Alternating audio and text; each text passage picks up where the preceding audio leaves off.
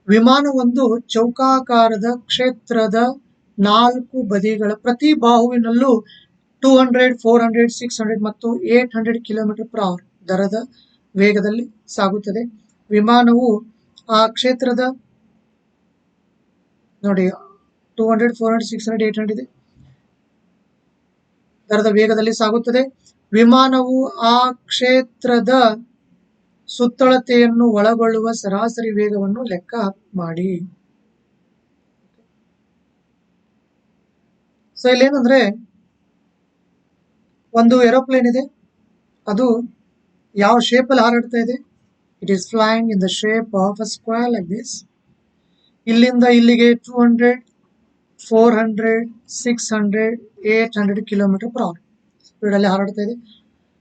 Average speed ಎಷ್ಟು ಅಂತ ಕೇಳಿರೋದು. The options are 382, 484, 384, 482. These are the options. So 200, 800, 400, 600 ಇವೆಲ್ಲವುಗಳನ್ನು ಸೈಡಿಗೆ ತಗೊಂಡೋಗಿ ಏನ್ ಮಾಡಬೇಕು ಸ್ನೇಹಿತರೆ?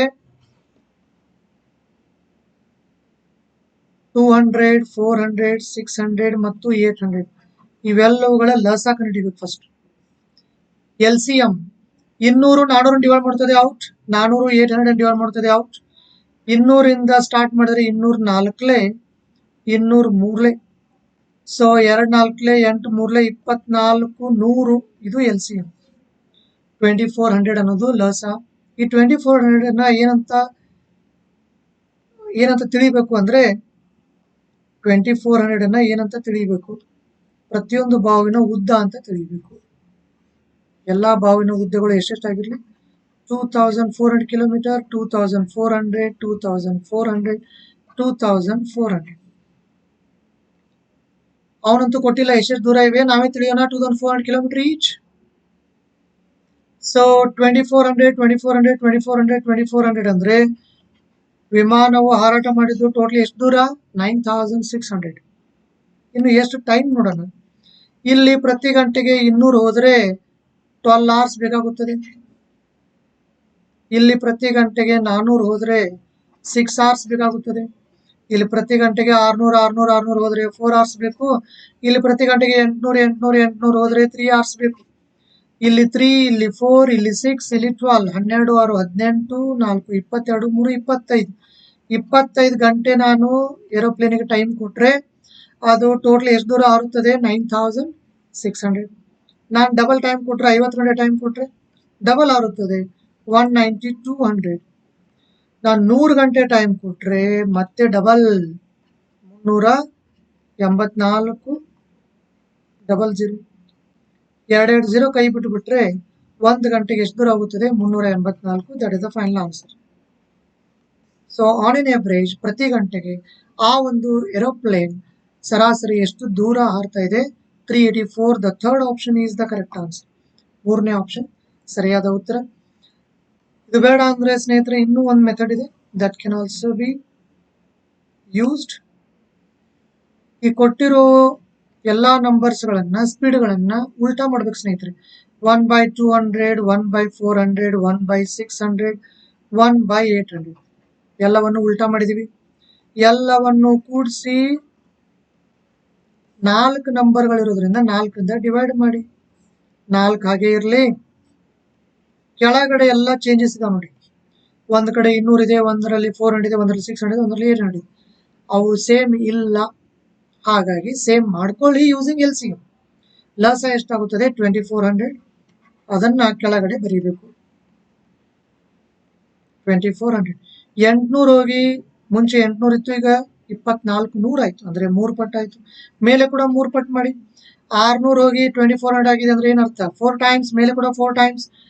400 ಹೋಗಿ 2400 ಆಗಿದೆ ಅಂದ್ರೆ 6 ಟೈಮ್ಸ್. ಮೇಲೆ ಕೂಡ 6 ಟೈಮ್ಸ್. 2 ಹೋಗಿ 2400 ಆಗಿದೆ ಅಂದ್ರೆ ಮೇಲೆ 12 ಟೈಮ್ಸ್. ಸೊ 4 ಬಿಟ್ಬಿಡಿ. 2400 is ಕಾಮನ್ ಪ್ಲಾಟ್ಫಾರ್ಮ್. 12, 22, 3, 25. ಕೆಳಗಡೆ ಏನಿಲ್ಲ ಅಂದ್ರೆ 1 ಇದ್ದೇ ಇರುತ್ತದೆ. ಸೊ ಮೇಲೆ 25/2400. ಕೆಳಗಡೆ 4/1 ಅದನ್ನ ಮೇಲೆ ತಗೊಂಡೋಗ್ಬಿಟ್ರೆ 1/4 ಆಗುತ್ತದೆ. 25 1 25, 24 4 96. ಇದು ಏನು? ಇದು ಉಲ್ಟಾ ಅಲ್ಲ, ಸರಾಸರಿ. It is the average of the reciprocals. ಇದ್ರ ಉಲ್ಟಾನೇ ಆನ್ಸರ್. ಇದ್ರ ಉಲ್ಟಾ ಅಂದ್ರೆ ಏನು? 9600 divide by 25. 25 ಮೂರ್ಲೆ 75. The final answer is once again the same 384 kilometre per hour. ಏನು ಕ್ಯಾನ್ಸಲ್ ಮಾಡೋದು ನಿಮ್ಗೆ ಕಷ್ಟ ಅನ್ಸಿದ್ರೆ ಏನು ಮಾಡಬೇಕು? ನಾರ್ಮಲ್ ಡಿವಿಷನ್ ಮಾಡಬೇಕು. ನೋಡಿ ಯಾವ ಥರ, 9600 ಡಿವೈಡ್ ಬೈ 9600 ಡಿವೈಡ್ ಬೈ 25 ಈ ಥರ ಮಾಡಿ. 25 ಮೂರ್ಲೆ 75, 1, 25 ಎಂಟ್ಲೆ 200, 10, 25 ನಾಲ್ಕಲೆ 100, and that is the final answer 384. So on an average, the aeroplane has covered every hour a distance equal to 384 kilometers. So this is how we can manage problems on average speed. So thank you for watching this video. I wish you all the best. Thank you one and all.